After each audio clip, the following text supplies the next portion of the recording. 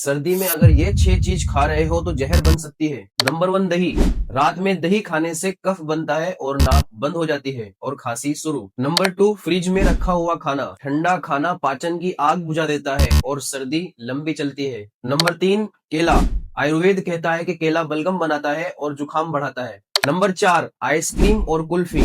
मीठी है लेकिन सर्दी को दावत देती है। Number 5, cold drinks. गला खराब करती है और इम्यूनिटी डाउन। नंबर 6, संतरा और मौसमी। सर्दी में ज्यादा खट्टा फल कफ बढ़ा देता है। सर्दी से अगर बचना है तो इनसे दूर रहो और हेल्थ अच्छी रखनी है तो सब्सक्राइब द मिस्टर आदि।